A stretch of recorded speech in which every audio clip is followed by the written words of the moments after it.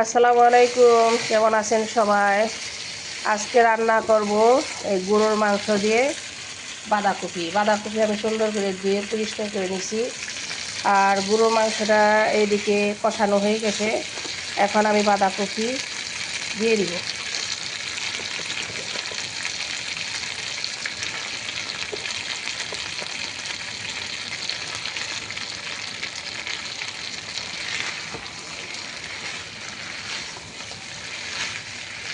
এইভাবে বাঁধাকপি দিয়ে গরুর মাংস রাঁধলে খুব স্বাদ লাগে।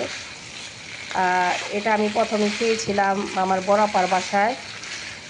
বড়াপায় বাঁধাকপি দিয়ে গরুর মাংস রান্না করছে, এত স্বাদ লাগছে, এখনও যেন মুখে লেগে আছে।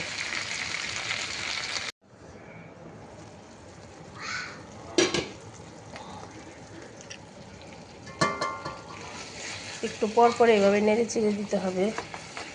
আর হওয়ার আগে কয়েকটা কাঁচামরিচ আমি এই যেভাবে মাঝখান থেকে একটু ফালি করে নিছি, দিয়ে দিলাম।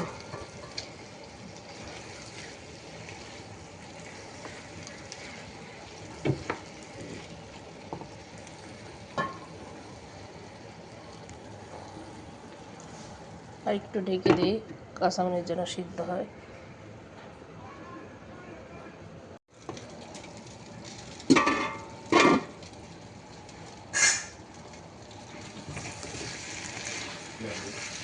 হয়ে গেছে গা, প্রায় হয়ে গেছে।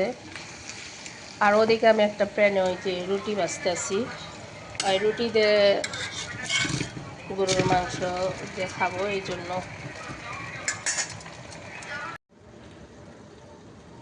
সবার শেষে এই যে জিরা ফাঁকি দিয়ে নামিয়ে নিতে হবে।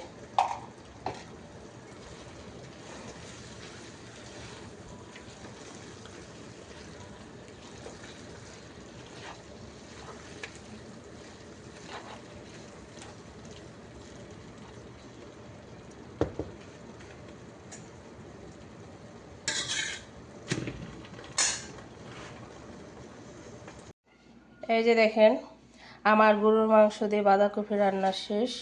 এটা আপনি পোলাও, ভাত অথবা রুটির সাথে খেতে পারেন। একবার হলেও ট্রাই করবেন, খেতে কিন্তু দুর্দান্ত স্বাদ। আমি এখন আমার হাজব্যান্ডকে দিতে আসি, উনি এই যে রুটিতে খাবে, এই জন্য।